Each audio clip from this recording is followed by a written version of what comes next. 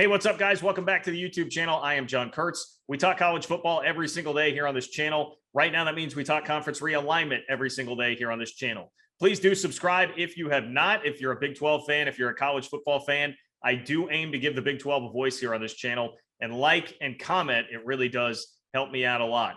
And if you need further proof about my allegiances, today it's the old school Big 8 shirt that I am rocking. I'm not sure how well that's showing up, but talking to an old school Big 8 kind of a guy today. That's Robert Allen, who is the Oklahoma State sideline reporter. Nobody is as dialed in with what happens on with the Oklahoma State football program as Robert. You'll see him on the sidelines, literally almost right next to Mike Gundy if you're watching Oklahoma State football games. So he knows what he's talking about. And he has some great inside information here about how Texas and Oklahoma to the SEC got started and how many leagues Oklahoma State has been talking to in light of conference realignment. So without further ado, here is Robert Allen. Yeah, there was shock. I mean, I'm sure most of the folks around the Big 12 followed our brand new president that came in July 1, and she got on Twitter and did something that the old president probably never would have done. And she took the Sooners to task. She said, that was kind of pretty sneaky what y'all did, hiding that, and then all of a sudden, here it is, and you guys are going to leave the SEC and leave the other 8 of us. And she wasn't real happy about it. It's kind of interesting because Burns Hargis, who's the previous president, and let me say public statement here. I'm a friend of Burns Hargis. I like him. He was a great leader, did a lot of good things at Oklahoma State. But one of the things he did back in 2015, 16, he's the president that changed his vote to change the Baker Mayfield rule and allow Baker Mayfield an extra year at OU in the Big 12. Back when, the OU brass and their president was claiming they'd leave the league if somebody didn't do it, Hargis did. He changed his vote. In fact, he apologized to Mike Gundy for doing it. Said, I know it's going to make your job harder in beating them, but, they've promised us that they'll always stay with us. Well, that promise lasted about 4.5 years, and they're not. So initially some shock, but now everything's kind of leveled out, and I think Oklahoma State's got a new president, new athletic director. Both came on board July 1, so this has been their greeting to their new jobs. But I think they've been pretty effective in communicating with the Big 12 and pretty effective in communicating with other conferences and pretty resolute about we'll stick with this, but we're also surveying what might be out there for us because we've got to look out for the best interest of Oklahoma State. So that's where they are right now. Well, I think most, and I can certainly speak for myself here, most of the anger from the rest of the 8 outside of Stillwater, and I'm curious what the take is in Stillwater here, because I would think most are more upset with Texas, right? Because there's so much more unearned arrogance there. At least Oklahoma has won, right? I mean, all this talk about subsidizing the conference, Oklahoma has competitively subsidized the conference for a while. Well, Texas certainly has not. And also, Texas has been the issue from day one in the league with driving out the other 4 teams that left 10 years ago. So in Stillwater, how is this perceived as far as the anger and where it's directed versus Texas and Oklahoma? John, it's both. Now, with Oklahoma, it's that promise that's always kind of been underlying that the 2 schools would stay together. That's kind of the upset, with Oklahoma State, not just fans, but administration, pretty much everybody involved.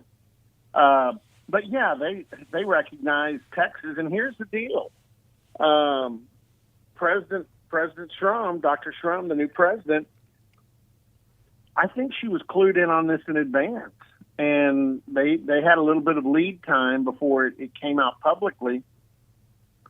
And one of the things I've been told by people that are close to her is Texas started this. I mean, her information goes all the way back, and I know they use law firms in Texas and Oklahoma, but her sources were that Texas was the first one that went to Sankey and the SEC and said, hey, we're kind of interested in looking into this. And I guess they were told, hey, can you bring Oklahoma along with you? And that's where that marriage, because we all knew when this came out, wow, now that's kind of an awkward, brothership there, with Oklahoma and Texas, because, a lot of times I think in conference meetings, those two schools have been on the other side. Now, the one thing that's true is back in the day, the Lost Dodds, who was the AD at Texas, and Donnie Duncan, who was the AD at Oklahoma back in 1994, they're the ones that forged this. They're the ones that put it together. But I don't know that Oklahoma and Texas have always been on the same side. But in this, Texas was the one that started it and brought Oklahoma in on it. Because I don't know if Oklahoma, I think they're kind of happy in the Big 12. They kind of own the thing, that they're making good money. And so, but once Texas went to them and said, hey, we want to do this, and Sankey says they'll take us both, I think Texas let Oklahoma down the path. So that's another reason maybe to hate Texas more around the league. Robert Allen talking with us here, Oklahoma State sideline reporter and our Oklahoma State PowerCat Game Day reporter.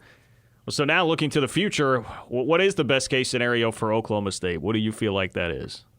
And I think right now the thing I hear is it's a long game. No conference is ready to jump into anything, including the Pac-12 that might